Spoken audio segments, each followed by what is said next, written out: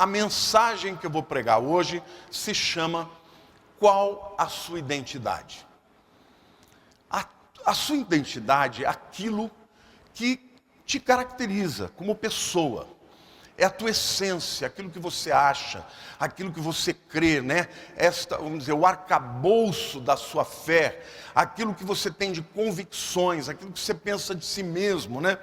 Então, eu quero dizer que as pessoas que estudam o comportamento humano, elas dizem que existem basicamente 5 ambientes que afetam a nossa identidade. O primeiro é o ambiente social. Nós temos a tendência a acreditar naquilo que o ambiente onde nós vivemos diz que somos. Então isso fala de amigos, fala de escola, fala de trabalho e fala da sociedade que a gente vive. O segundo ambiente que influencia a nossa identidade são as figuras de autoridade. As pessoas tendem a acreditar naquilo que as pessoas mais importantes para elas pensam delas. Então, pais em primeiro lugar, avós, não é? Irmãos, tios, professores, todas as pessoas que acabam tendo um papel de autoridade importante, preponderante nas nossas vidas, acabam influenciando a nossa identidade. Isso, gente, é tanto para o bem quanto para o mal. Por exemplo, quando pais amam seus filhos, elogiam seus filhos, eles acreditam naquilo. Por quê? Porque as pessoas importantes para eles estão elogiando. Agora, quando em contrapartida, pais, professores, né, irmãos, avós, são críticos e só botam a pessoa para baixo, aquilo vai afetar a autoimagem da pessoa. E o terceiro ambiente que eu quero apresentar é a própria autoimagem, porque esse é um ambiente interno, um ambiente interior. E os psicólogos são muito categóricos para afirmar que nós nunca poderemos ir além da nossa autoimagem. Ou seja, além daquilo que nós acreditamos sobre nós mesmos. Então, se a gente quer mudar alguma área da nossa vida, nós precisamos mudar a maneira como nós nos enxergamos. O quarto ambiente que influencia a nossa identidade é o ambiente das informações ou dos inputs repetitivos. Ou seja, coisas que você ouve constantemente, seja na sua casa, seja na sociedade, seja na escola, né, seja na televisão. Este ambiente, estes inputs acabam também formando a identidade de quem você é. Eu vou dar um exemplo. Hoje nós estamos no tempo das mídias sociais, né?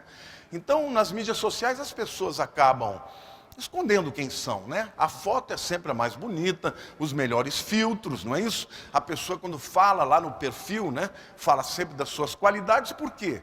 Porque as pessoas querem ser aceitas. E, na verdade, a sociedade cria um padrão de como nós devemos ser, e as pessoas que não estão naquele padrão de beleza, ou que não têm o número de seguidores na internet, se sentem inferiorizadas, e isso acaba afetando também a nossa identidade. Então, essas informações repetitivas, né, essa maneira de enxergar o mundo que nós somos bombardeados, também afeta a nossa identidade. Por último lugar, eu diria que as experiências que você tem na vida, as boas e as ruins, acabam também formando a nossa identidade. Pessoas que, por exemplo, viveram debaixo de maus tratos, ou viveram debaixo de bancarrota, são pessoas que acreditam muitas vezes que elas não são capazes de dar a volta por cima. Gente, estas 5 áreas são as áreas ou os ambientes que afetam a identidade. Mas agora eu queria dizer para vocês, queridos, que você tem uma identidade que Deus te deu. Deus te fez exclusivo. Nunca houve e jamais haverá alguém como você. Então, é muito importante que você entenda que existe uma verdadeira identidade que surpassa, que suplanta, que vai além de todos esses ambientes. E essa identidade é a verdadeira identidade, porque quem te criou com esta identidade. Mas para que você possa desenvolvê-la, para que você possa ter plenitude daquilo que Deus preparou para você, você precisa, em primeiro lugar, entregar a vida para Jesus e depois passar por um processo de transformação para descobrir esta identidade que Deus tem para você. Então, esta é a palavra que eu vou trazer para você. Eu vou apresentar hoje sete verdades das Escrituras que dizem quem realmente nós somos em Cristo. Qual é a nossa identidade de Cristo? A primeira verdade que a Bíblia diz é que você é nova criatura. 2 Coríntios capítulo 5, versículo 17 diz assim: e assim, se alguém está em Cristo, é nova criatura. As coisas antigas já passaram, e eis que se fizeram novas. O que Deus está dizendo aqui, gente? Que Deus é um Deus de oportunidades. Que não importa a história que você tenha vivido, os fracassos, as perdas, os pecados, no momento em que você aceita Jesus como seu Salvador e como seu Senhor, você se torna uma nova criatura. Deus zera o teu passado e a verdadeira identidade que Ele preparou para você é introduzida, introjetada pelo Espírito de Deus no seu coração. Amém? Então eu quero dizer para você que no mundo, Satanás, o acusador, as pessoas rotulam. Ai de você, se você cometeu algum pecado que a sociedade repudia. As pessoas vão te rotular para o resto da vida. Elas não vão olhar para quem você é de verdade, as transformações, a mudança que você tem. Mas Deus não. Deus está dizendo para você, querido, para você que você é nova criatura, que Ele está te dando uma nova oportunidade de forjar em você uma identidade diferente daquela que você tinha, para que você alcance o propósito que Deus tem na tua vida. Amém? Não é maravilhoso isso? Então, é por isso que a Bíblia diz que onde abundou o pecado, superabundou a graça. A segunda verdade que a gente aprende nas Escrituras sobre a nossa identidade é que você tem o poder do Deus infinito dentro de você. Efésios capítulo 3, versos 20 e 21 diz o seguinte: ora, aquele que é poderoso para fazer infinitamente mais do que tudo quanto pedimos ou pensamos, conforme o seu poder que opera em nós, a Ele seja a glória na igreja e em Cristo Jesus por todas as gerações, para todos sempre. Amém. Isso significa que se você é fraco, Ele é todo poderoso. Se você tem limitações, Ele é capaz de fazer infinitamente mais de tudo aquilo que pensamos ou pedimos. Se você se achava fraco, agora você sabe que o seu poder opera em você. Não há nenhum sonho, nenhum desejo que Ele não possa concretizar. Aliás, Ele diz que Ele é capaz de fazer infinitamente mais, além daquilo que pensamos ou pedimos. Amém?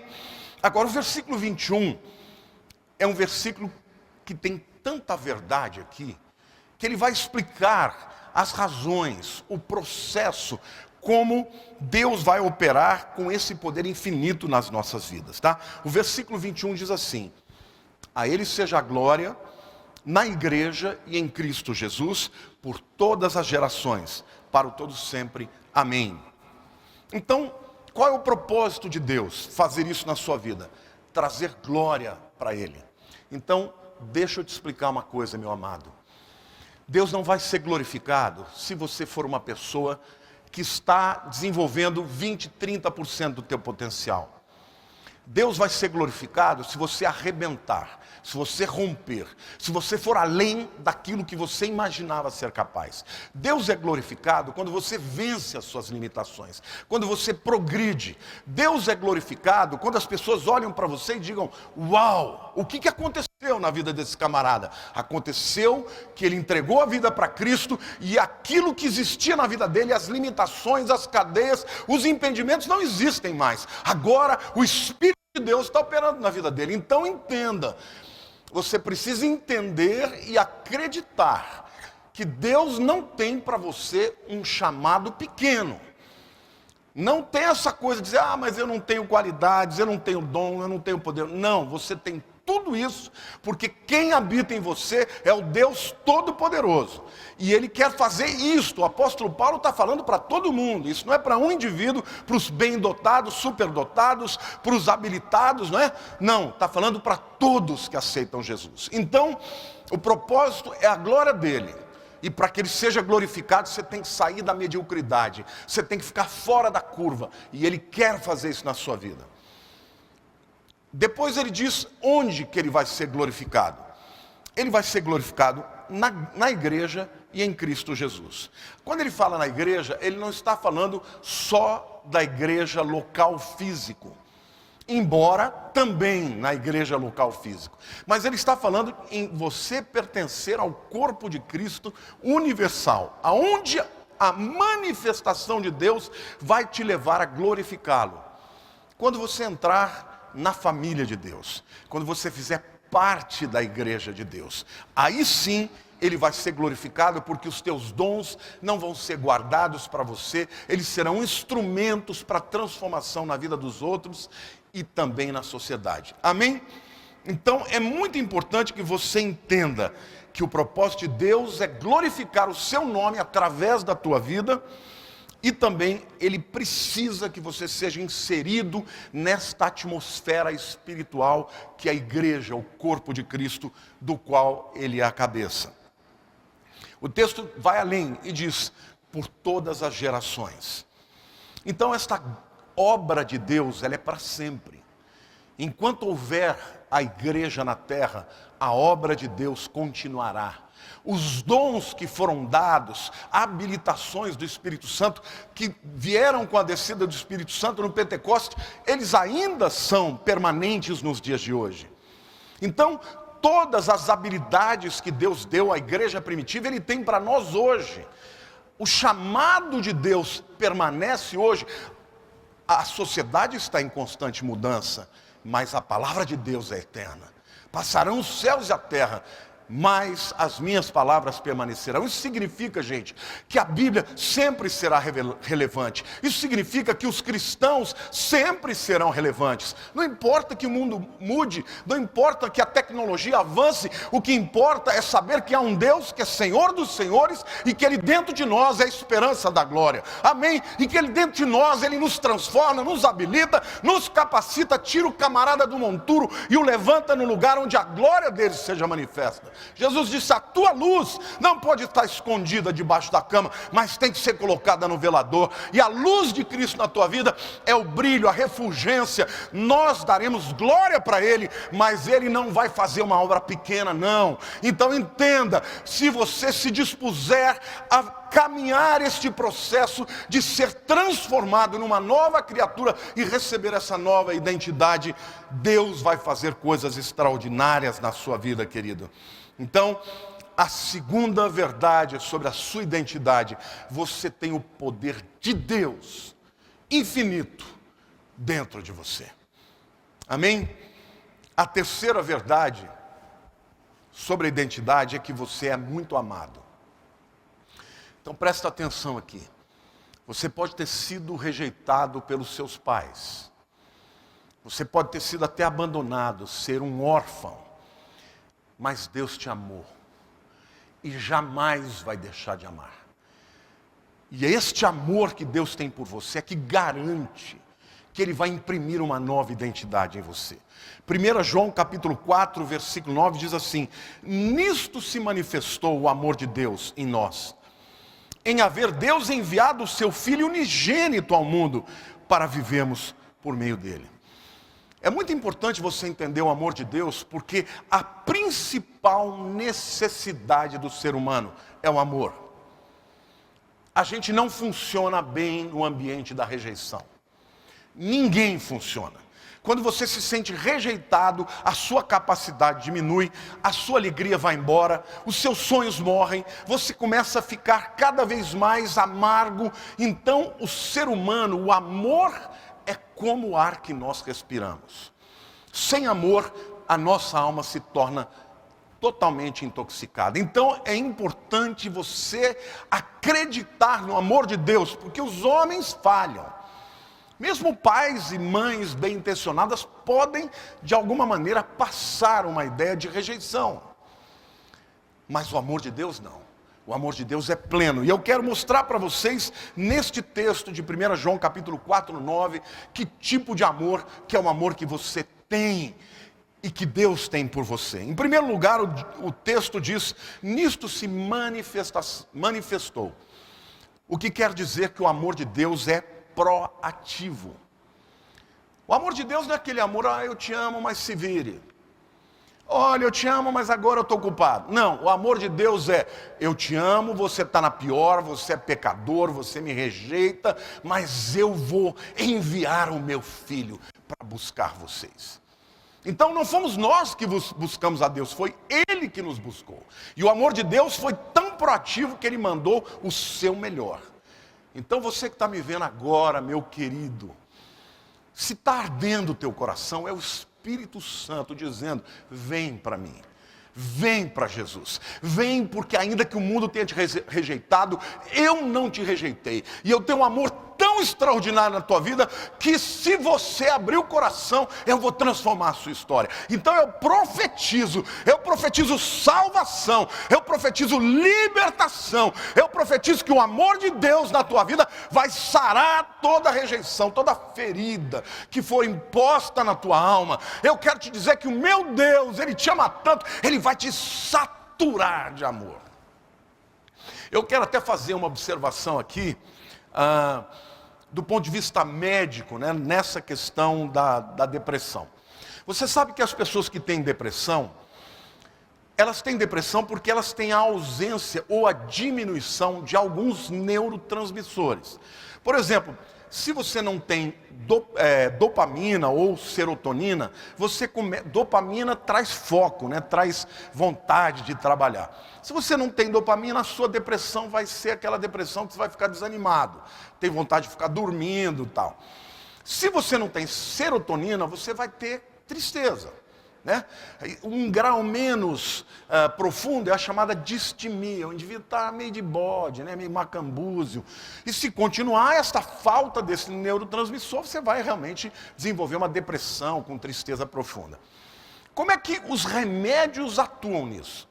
Por exemplo, tem um remédio que é um inibidor seletivo de recaptação de serotonina. Isso significa, por exemplo, que a serotonina, quando ela sai de um neurônio e vai para o outro, ela não consegue ultrapassar a fenda sináptica, porque tem pouca serotonina. Então o remédio vem e dá uma carga grande de serotonina. E ele é um inibidor seletivo de recaptação. Quando a serotonina quer voltar, porque não conseguiu chegar até lá, ele bloqueia. Fala: não, meu querido, você tem que ir embora. Serotonina, você tem que sair daqui para o outro neurônio. E aí o que acontece? O indivíduo fica saturado daquele neurotransmissor e fica mais alegre, fica cheio de dopamina, cheio de foco, quer fazer as coisas. É assim que o remédio faz. Eu quero dizer para você, eu usei essa figura só para te dizer que o amor de Deus é assim, ele é derramado. E ele vai enchendo a tua vida, quando você lê a palavra, quando você ora, quando você adora o Senhor, e Ele vai empurrando o amor, e o amor de Deus vai começar a empurrar a rejeição, e você deixa de ser uma pessoa rejeitada. Eu, antes de me converter, gente, eu era um camarada que eu queria matar o mundo, eu queria bater em todo mundo, porque eu não sentia amado, eu me sentia rejeitado. Aí eu descobri que Jesus me amava. Aí eu quero abraçar todo mundo, eu quero beijar todo mundo, eu quero falar do amor de Jesus todo mundo. Eu recebi uma dose cavalar do amor de Deus. E esse amor de Deus, ele está à disposição de você. Glória a Deus. Então, esse amor em primeiro lugar é proativo. Mas o texto diz que esse é o amor de Deus. Ora, o amor de Deus significa que é a essência dele, porque Deus é amor. A essência de Deus é amor. Esse amor, ele é um amor pleno, é um amor perfeito. Não é um amor que vem com egoísmo. Não é um amor que vem com algumas visões erradas. Não, o amor de Deus é perfeito. Deus ama a todos plenamente. Não existe nada que você possa fazer que vai fazer com que Deus te ame menos. E tampouco não existe nada que você possa fazer para que Deus te ame mais. Ele já te ama plenamente. A diferença é você ser capaz de crer e receber.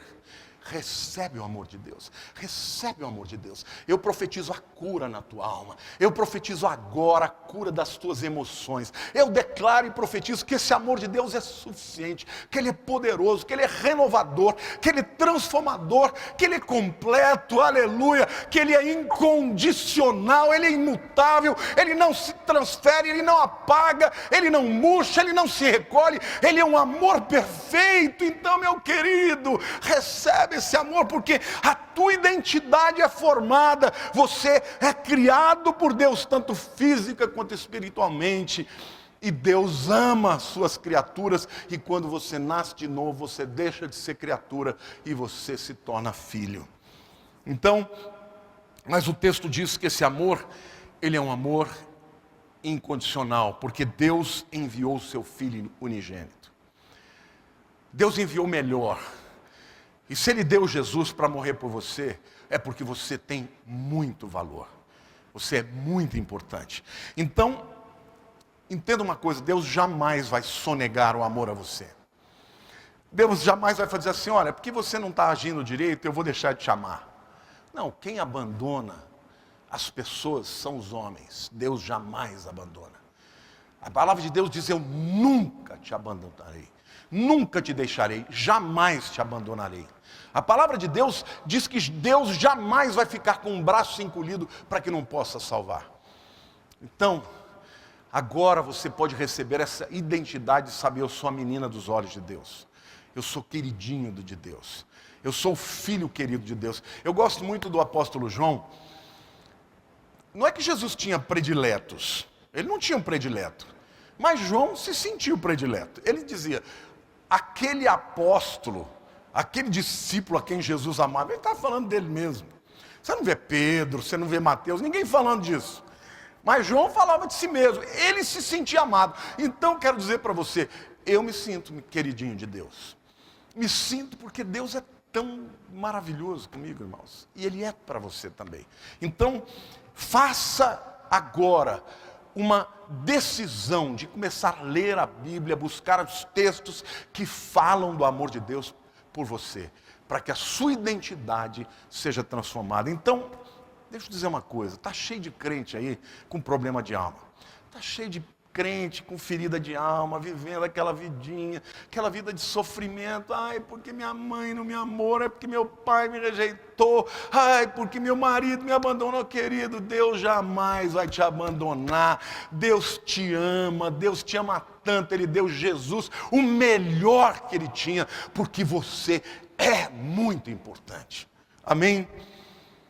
A quarta verdade que a gente vê nas Escrituras, no que diz respeito à identidade, é que você é completo nele. Colossenses 2, de 9 a 10, diz assim, porquanto nele, está falando de Cristo, habita corporealmente toda a plenitude da divindade. Também nele estáis aperfeiçoados. Ele é o cabeça de todo principado e de toda potestade. Deixa eu beber um golinho d'água aqui.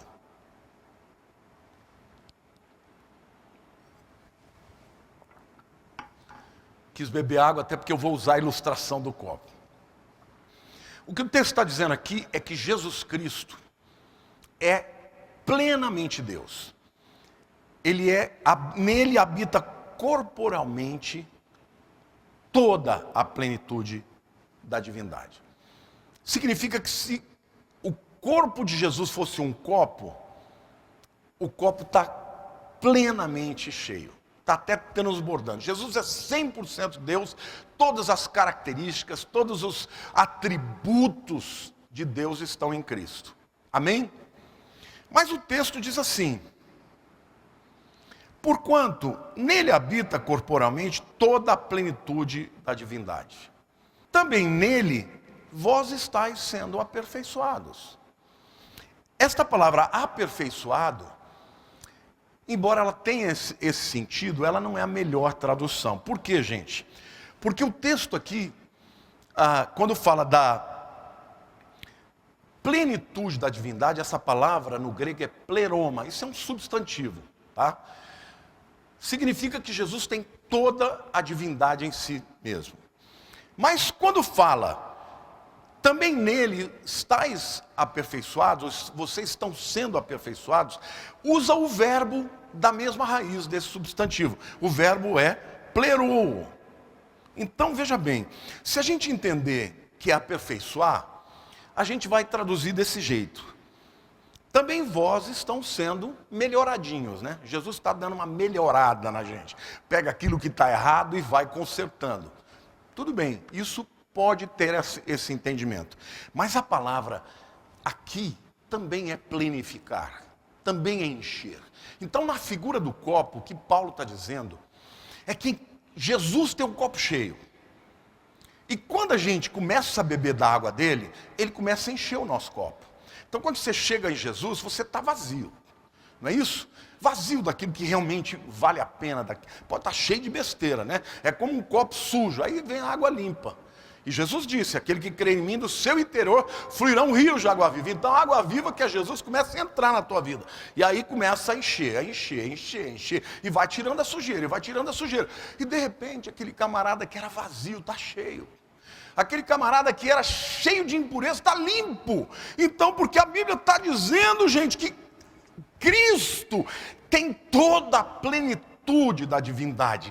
Ele está cheio, ele é o copo cheio. E quando nós nos entregamos a ele, ele começa a nos encher. De que maneira? De maneira pela palavra, pelo seu Espírito, até que nós estejamos cheios da glória dele, cheio do Espírito Santo, cheio de alegria, cheio da bondade, cheio da força de Deus. Amém? Então aquelas fraquezas na tua vida começam a sair, e no lugar delas vem o atributo de Deus que começa a tornar e transformar a tua vida, meu querido. Você está me entendendo?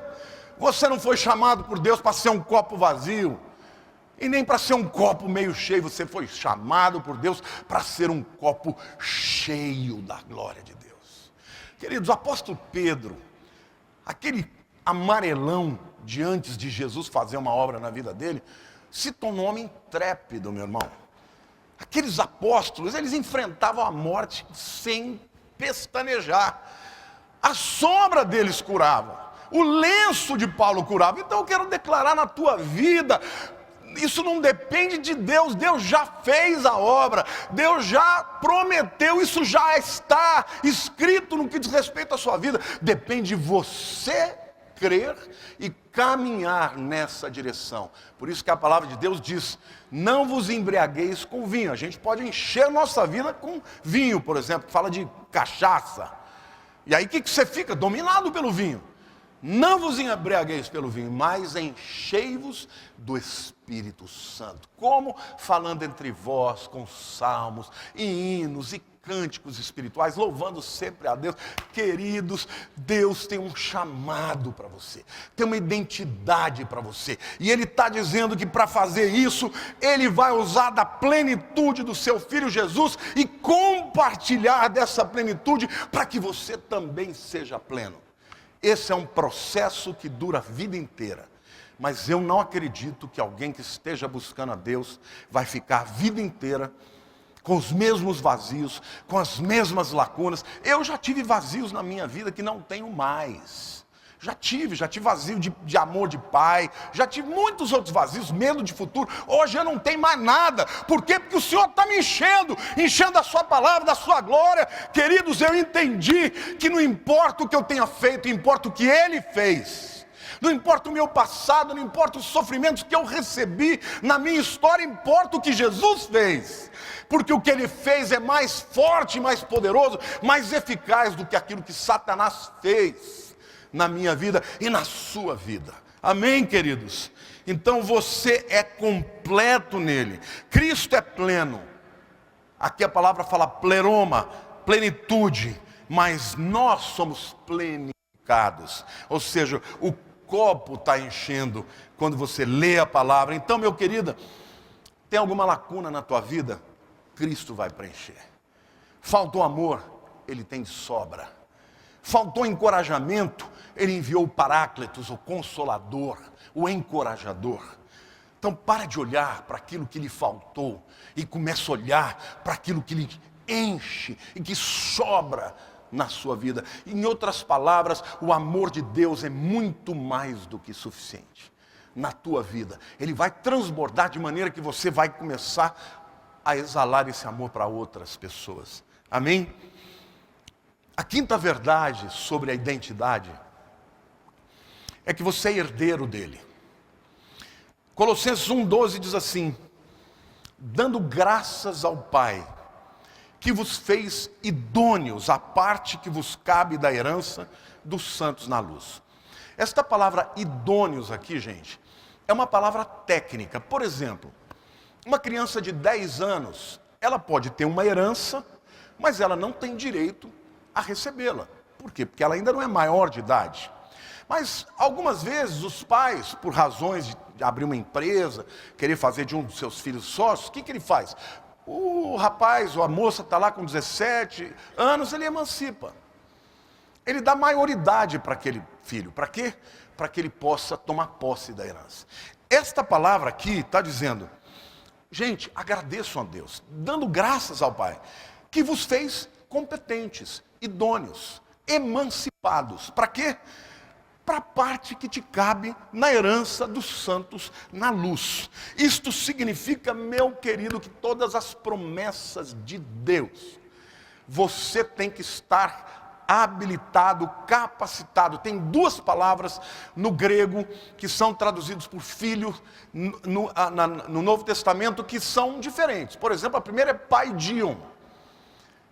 Paidion significa filhinhos. Né? Como eu chamo meus netinhos agora de nenê, filhinho. Por quê? Porque eles, é o meu docinho de coco, meus 2 docinhos de coco, só que eles são pequenininhos.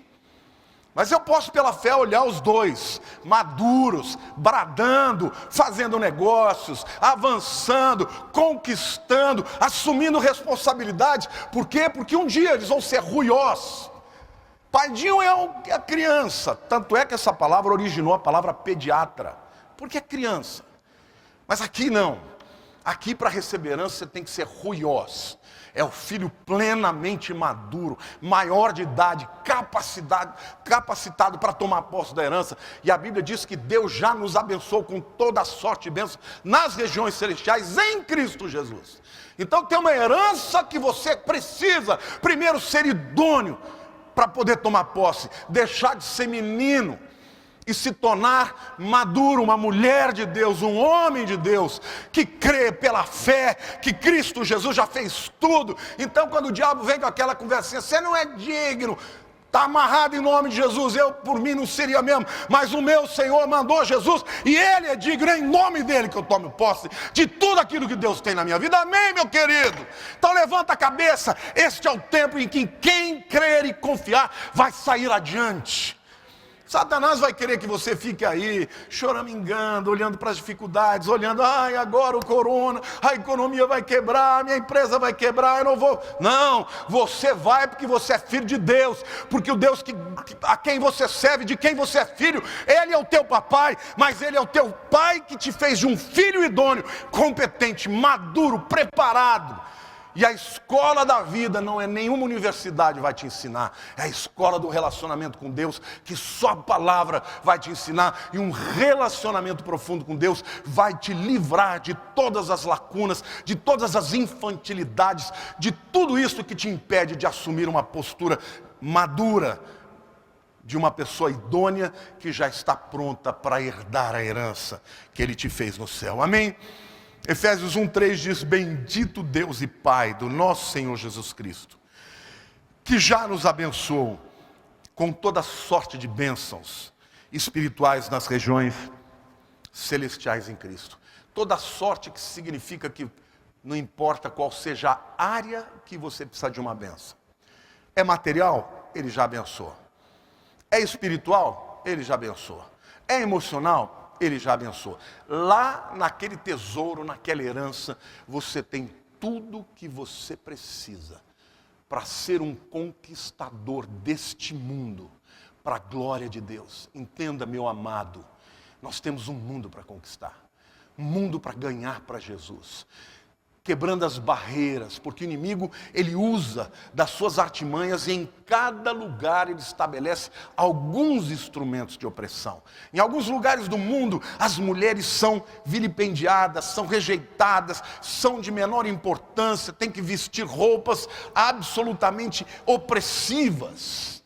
Jesus quer libertá-las disso. Em outras partes do mundo, os homens e as mulheres estão se entregando, acreditando numa liberdade que na verdade é uma libertinagem, que não traz liberdade, mas traz cadeias, traz amarras emocionais, físicas, espirituais. Então nós fomos chamados por Deus e toda essa terra que existe é de Deus, e nós fomos chamados para tomar posse e recuperar para a glória do seu nome. Amém, meu querido?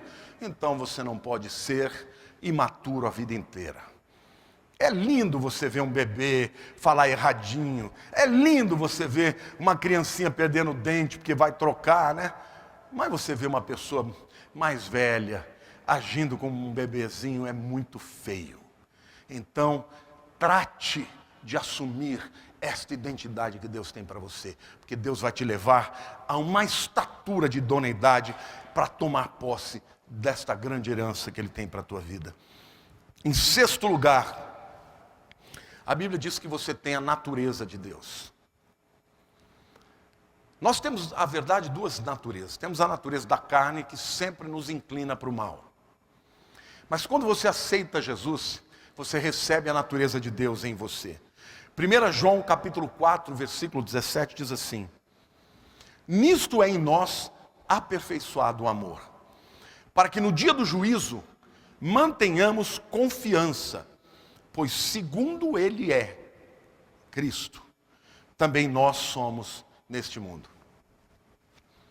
Apóstolo João diz que quando você entrega a vida para Jesus, começa um processo de transformação mental, espiritual, emocional, intelectual, em que cada vez mais você vai se parecer com Jesus.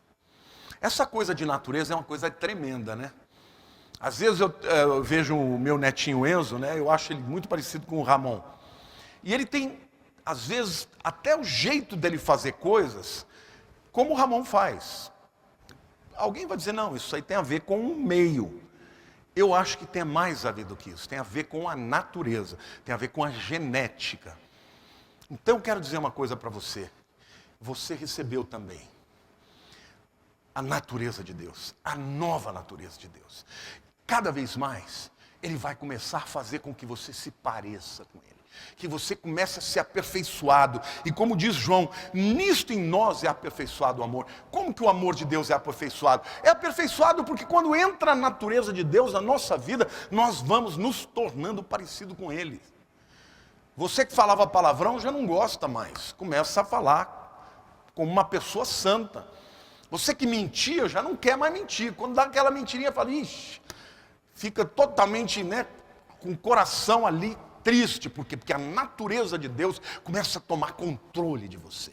Então é assim que diz. E a Bíblia diz que isso acontece para que no dia do juízo, aqui esse juízo não é juízo de salvação ou perdição, é o tribunal de Cristo. A gente possa receber os galardões que Ele tem para nós, por termos deixado que a sua natureza tomasse controle da nossa vida. Então, querido, a decisão é tua. Eu, durante muito tempo, eu sempre fui muito ansioso, né? Eu sempre dizia, eu sou gordo mesmo. Eu gosto de comer, e eu brincava. Vocês viram quantas mensagens vocês me viram brincando com isso. E muitas pessoas, até ovelhas que me amam, diziam, você não pode falar assim. Você não crê que a palavra tem poder? Você não crê que esta palavra está declarando para a sua própria mente que você é incapaz de vencer? Até um dia que o Espírito Santo falou, você vai passar por essa bariátrica, você vai admitir que eu não posso fazer na tua vida, e para o resto da vida você vai nunca mais vai ter coragem de pregar sobre domínio próprio. E eu aceitei o desafio de Deus. Falei, Senhor, você tem que me ajudar. E queridos, o Senhor me ajudou e continua me ajudando. Hoje eu já me vejo magro, hoje eu já profetizo que eu vou ser magro, eu profetizo que eu vou viver muito mais anos por conta dessa decisão, e eu quero declarar na sua vida, que se você entender que a natureza de Deus está dentro de você, não haverá nada que seja impossível para você, porque tudo é possível para Deus. E o poder de Deus se aperfeiçoa nas nossas fraquezas. Agora, o que Deus não pode fazer é ir além da sua fé. Então, hoje eu estou aqui para te ministrar. A natureza de Deus está em você. Antes você não tinha nada que te impedisse de caminhar para o pecado. Hoje você tem. E essa natureza vai assumir o controle. E cada vez você vai parecer mais com Jesus. E por último lugar, queridos, eu quero dizer que você tem um destino determinado por Deus. E o destino, que fala do estágio final, quando a gente pensa em destino, às vezes a gente pensa só em um ponto no qual a gente vai alcançar. Não, quando eu falo de destino, eu não falo só de um lugar para onde nós vamos, eu falo do estado que um dia você vai ter. Né? A plenitude de Cristo, o corpo glorificado que nós vamos receber. Esse é o nosso destino. Olha o que 2 Pedro, capítulo 1, versos 2 a 4 diz. Graça e paz vos sejam multiplicadas no pleno conhecimento de Deus e de Jesus nosso Senhor. Visto como, pelo seu divino poder, nos têm sido doadas todas as coisas que conduzem à vida e à piedade, pelo conhecimento completo daquele que nos chamou para a sua própria glória e virtude, pelas quais nos têm sido doadas as suas preciosas e muito grandes promessas, para que por elas vos torneis coparticipantes da natureza divina, livrando-os da corrupção das paixões do mundo. Esse texto se encaixaria perfeitamente no ponto anterior, mas eu quis usá-lo aqui falando do destino, porque esse destino tem a ver com a plenitude do que seremos. O texto começa dizendo, graça que são multiplicadas. Isso significa que o que Deus tem para você caminhar para esse destino, é abundância. Graça é algo que você não paga, você recebeu de graça, free. Só que o texto diz, graça vos sejam multiplicadas. Isso significa que a vontade de Deus é que a tua vida seja como a vereda do justo, que vai brilhando mais e mais até ser dia perfeito. Então, como deve ser isso? De graça em graça, de glória em glória, de amor em amor, de conquista em conquista, de vitória em vitória. A gente vai conquistando as vitórias pequenas, médias, maiores, e o nome de Deus vai sendo glorificado até chegar o momento que você cumpre a tua missão na terra e Ele te promove para a presença dEle, para receber os galardões que Ele tem para a tua vida. Mas querido, eu profetizo na tua vida, em nome de Jesus, não aceite as mentiras do diabo, que você não é importante, que Deus não te ama, que Deus não tem te dado a capacidade para vencer as suas cadeias. Invoca o nome de Jesus, clame pelo Espírito Santo, quebranta o teu coração e Deus vai te dar a vitória. Vai chegar a hora que Ele vai dizer, basta, as cadeias vão cair, em nome de Jesus. Amém? Você crê nisso? Graça vos seja multiplicadas. Depois ele fala de conhecimento pleno. Porque a verdade que liberta, conhecereis a verdade, e a verdade vos libertará. Conhecimento pleno, em primeiro lugar, é da pessoa de Jesus, a verdade de Deus. Querido, quando você conhece o Salvador, quando você sabe quem Ele é, você sabe que o teu irmão mais velho, ele já destruiu o diabo. Ele já pisou na cabeça do diabo. Já houve um desfile no céu, nas regiões espirituais, quando Jesus venceu, que Ele pôs todos os principados e potestades de Satanás no primeiro lugar da fila. Ele já pôs todos os acorrentados caminhando após Ele na sua procissão triunfal de vitória. Quando Paulo fala que Cristo triunfou sobre potestades principados e potestades, ele está falando disso. Está falando literalmente como o César, né, como o imperador romano, quando ele conquistava uma cidade, ele pegava todos os inimigos, deixava todo mundo nu, acorrentado em fila indiana, e ele ia na frente, no seu cavalo, caminhando, entrando em Roma, mostrando a sua conquista. Foi isso que Jesus fez. Então, você precisa conhecer Jesus, mas precisa conhecer a sua palavra, conhecer o que você tem direito, conhecer a sua herança. Porque senão você está vivendo com muita carestia, quando você é filho de um Deus todo-poderoso e rico, que tem plenitude de tudo que você precisa. Então, ele fala que neste processo de chegarmos à estatura que Deus tem para nós, nós precisamos desse conhecimento pleno. Depois ele fala de poder divino. Ou seja, querido, você acha que você vai vencer as suas áreas de cadeia? Você vai vencer o diabo na sua própria carne? Não. Quem depende de si mesmo vai perder sempre. Mas se você depender de Deus, Ele fará a obra na tua vida. É o poder sobrenatural. Por isso que a Bíblia diz, quando sou fraco, é que eu sou forte. Porque o poder de Deus se manifesta, opera nas minhas fraquezas. Para que a glória seja dele, meu querido.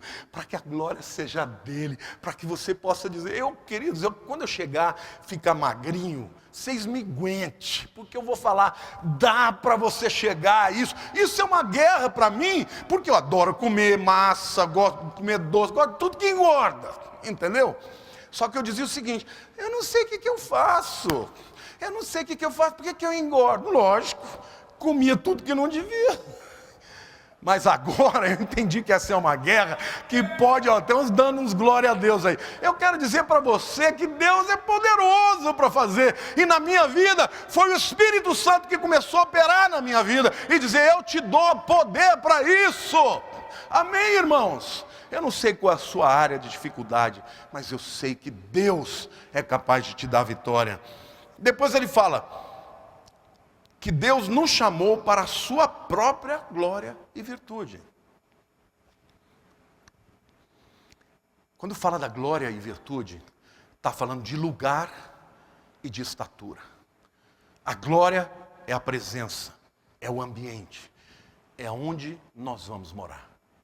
Mas nós já podemos experimentar essa glória hoje, a Shekinah hoje, a presença hoje. Nós podemos experimentar essa glória, essa presença, para que nós sejamos transformados, que aquele indivíduo macambúzio, triste, abatido, deprimido, se torne alguém alegre, alguém liberto, porque Deus está nele. E ele não é só alguém transformado dentro de si mesmo, mas é um transformador. E eu quero te dizer que o mundo abre portas para pessoas que têm a graça de Deus. A Bíblia diz que a igreja primitiva, por causa do poder de Deus que operava neles, eles caíam na graça das pessoas. Amém, igreja? Então Deus quer te dar graça para você sorrir, para você abraçar, para você perdoar, para você amar. Isso abre portas, isso vai te levar a outras posições. Mas fala de piedade. Piedade não é um lugar, mas é uma transformação. Piedade fala de fé, fala de uma vida quebrantada. Deus nos chamou para isso. E Ele nos deu todos os elementos, instrumentos necessários para que a gente atinja não só o lugar, mas também o estado de plenitude. Promessas, dentre tantas promessas, Ele nos prometeu também que nós seríamos coparticipantes da natureza divina. Ou seja, um dia nós teremos um corpo perfeito como o de Deus, sem pecado, sem tentação.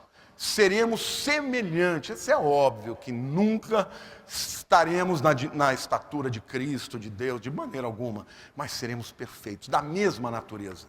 Amém? Essa é a promessa de Deus. Então essa é a nova identidade que Deus imprimiu. Gente, você sabe que o seu código genético, ele determina, no momento que você foi concebido, a sua cor de olhos, a sua estatura, a sua cor de cabelo, as suas capacidades genéticas, tudo isso está lá impresso no teu código genético. A identidade que Deus tem para você é o código genético espiritual. É óbvio que você pode ter as habilidades genéticas, mas se você não desenvolver, se você não fizer um exercício físico, você não vai crescer mais, vai crescer um pouco menos. Se você não se alimentar direito, você pode ficar um pouco mais gordinho, não é isso? Então, aquilo que nós recebemos no DNA é o grande input, é aquilo que nos dá força e nos dirige para aquilo. Mas aquilo que nós fazemos no ambiente que vivemos vai interferir também nos resultados finais. A vida espiritual é assim. Jesus e o Senhor já nos deu tudo isso. Essa identidade está impressa. Esta é a tua vocação, este é o teu chamado, mas depende de você, em primeiro lugar, dizer: eu creio, eu aceito, eu quero Jesus na minha vida. E aí nascer de novo. E a partir disso, viver uma vida com o Senhor, lendo a palavra, sendo discipulado, buscando ao Senhor na igreja, na comunhão com os irmãos, ouvindo sempre a palavra de Deus. Aí, gradativamente, você vai se desenvolvendo para esse estágio de maturidade que Ele promete. Eu quero concluir dizendo: aos olhos de Deus, você é tudo isso que eu falei. Esta é a verdade. Não o que você era antes de Cristo, mas o que você é agora em Cristo. Não o que as pessoas dizem, mas o que Deus diz. Então, ainda que Satanás fale, ainda que Satanás acuse, ainda que ele lance pessoas para impor rótulos sobre a sua vida, nada disto que te tortura, que te deprime, que te desabilita, nada disto é a verdade.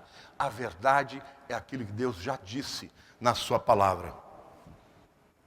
Deus tem um grande propósito na sua vida. E você vai aceitar essas verdades que você acabou de ouvir? Quem você realmente é? Quem é o teu Pai? E eu digo Pai Celeste. Porque o seu Pai Celeste é quem imprimiu em você esse DNA espiritual que vai te levar a ser tudo isso que Ele prometeu.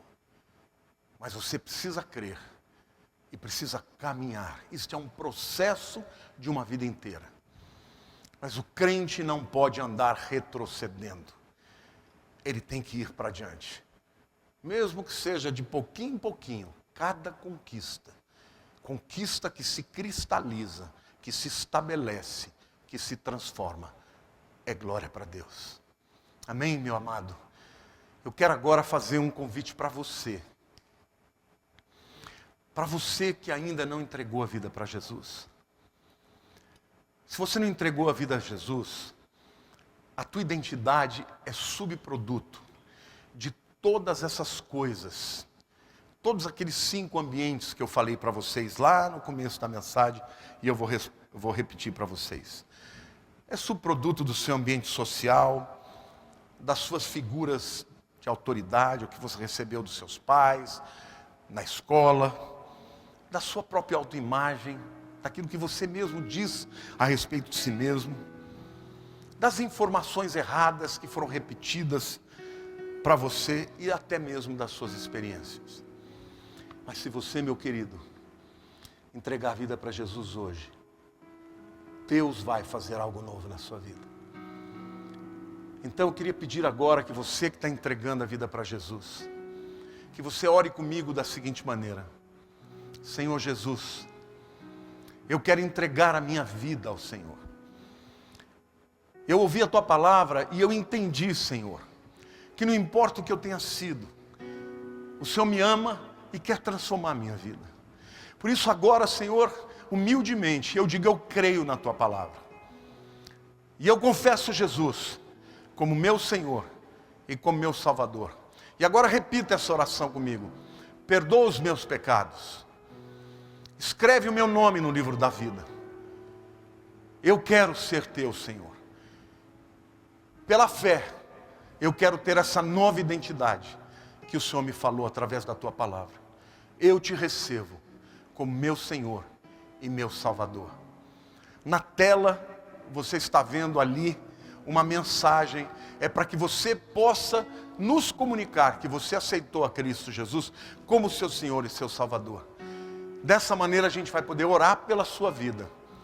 Orar para que o Senhor possa te empoderar nessa nova fase de novo nascimento. Amém? E para que você possa crescer espiritualmente até atingir a maturidade espiritual para tomar posse de toda herança que Deus tem para você. Agora eu quero falar com você, meu querido, que já é de Jesus. Se você não entendeu a verdade, você não vai poder crescer e tomar posse.